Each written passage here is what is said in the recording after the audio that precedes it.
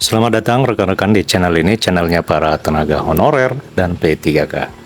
Rekan-rekan sekalian, video kali ini saya akan membagikan informasi yang ditayangkan oleh media CNBC Indonesia.com yang menginformasikan terkait dengan syarat-syarat terbaru agar para honorer itu dapat otomatis diangkat menjadi aparatur sipil negara di tahun 2024. Jadi rekan-rekan sekalian yang perlu diketahui bahwa yang saya bagikan kali ini adalah berita dari media cnbcindonesia.com.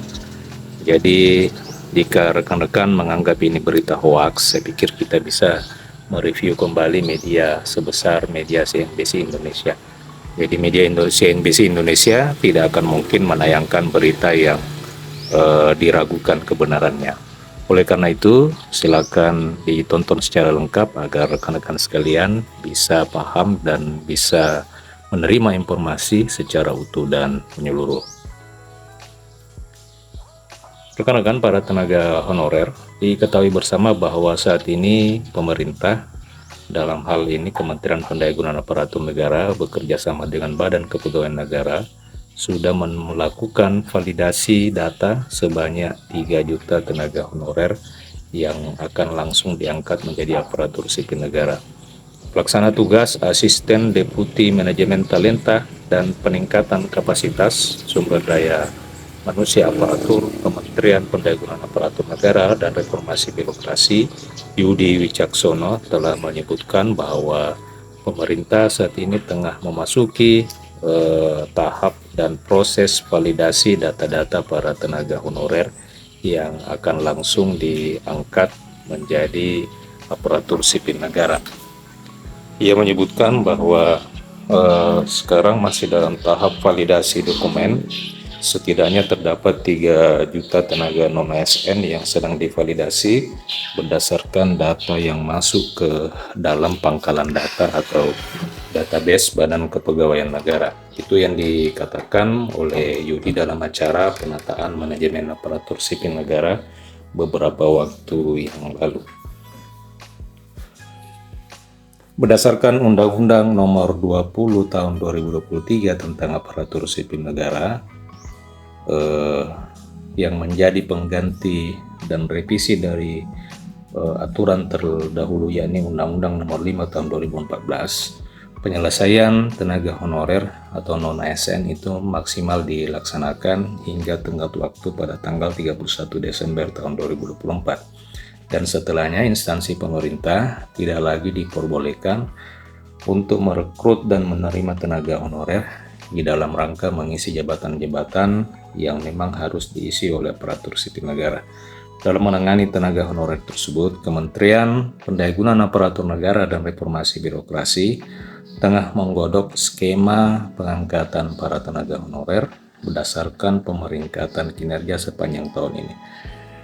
Jadi rekan-rekan sekalian, tahun ini ternyata Kemenpan sudah melakukan proses pemeringkatan untuk dasar dan indikator di dalam pengangkatan honorer menjadi ASN tahun depan. Adapun indikator-indikator dan cara serta mekanisme pemeringkatan itu sayangnya PLT SDM aparatur ini tidak menjelaskan secara rinci bagaimana mekanisme pemeringkatan, apakah berdasarkan tes atau seperti apa. Jadi ini yang belum jelas informasinya terkait dengan mekanisme pemeringkatan para tenaga honorer yang memang dijadikan prasyarat untuk pengangkatan mereka tahun depan.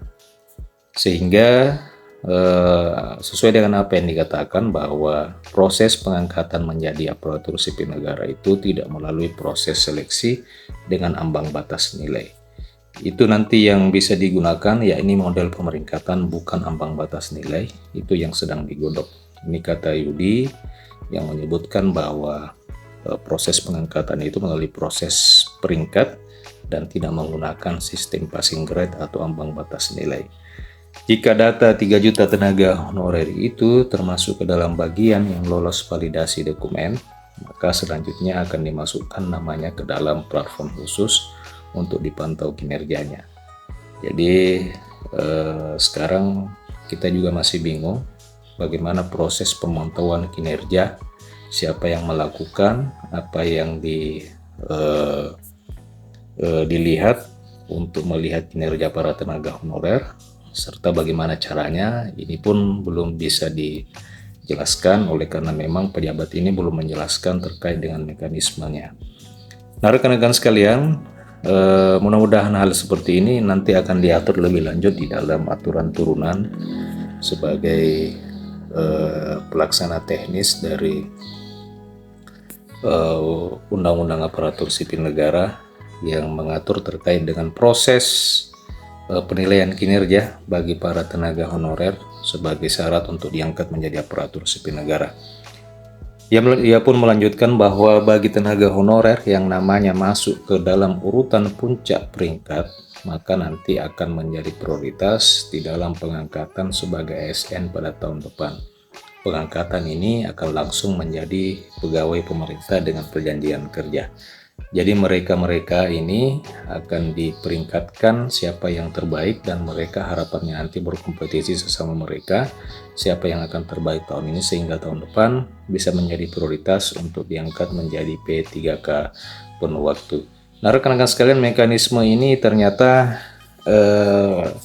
mengagetkan semua tenaga honorer, setidaknya memberikan informasi dan kabar yang baik, oleh karena memang berdasarkan Undang-Undang Aparatur Sipil Negara, tenggat waktu penghapusan tenaga honorer itu diberikan waktu hingga dengan bulan Desember tahun 2024. Nah, di sisi lain Menpan sudah menyatakan bahwa skema pengangkatan dan penyelesaian tenaga honorer adalah mengubah status mereka menjadi P3K. Nah, kemungkinan besar pemerintah akan mengambil kebijakan pengangkatan honorer yang ada sekarang menjadi P3K paruh waktu. Dan P3K paruh waktu ini di dalam hal situasi dibutuhkan sesuai dengan kebutuhan dan formasi yang dibutuhkan Pemda serta ketersediaan anggaran, maka P3K paruh waktu sesuai dengan apa yang dikatakan oleh Kemenpan itu akan diprioritaskan untuk diangkat menjadi P3K penuh waktu.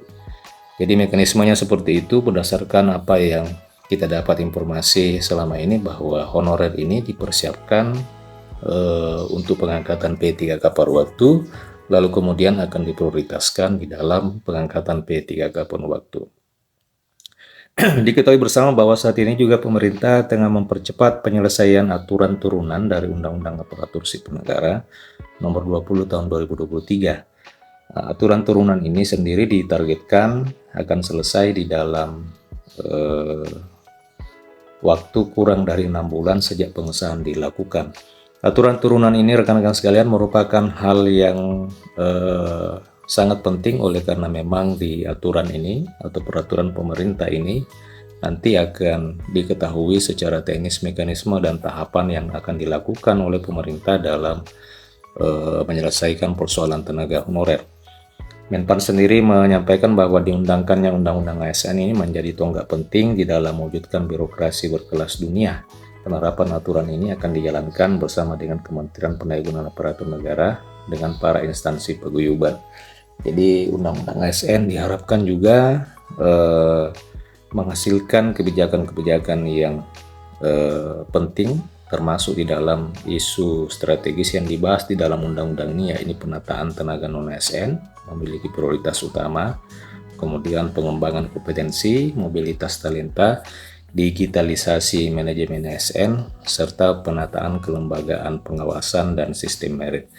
Rekan-rekan sekalian, demikian informasi pada video kali ini. Terima kasih telah menyaksikan. Jika ada komentar, silakan tuliskan di kolom komentar video ini. Terima kasih telah menyaksikan. Sampai jumpa di video berikutnya.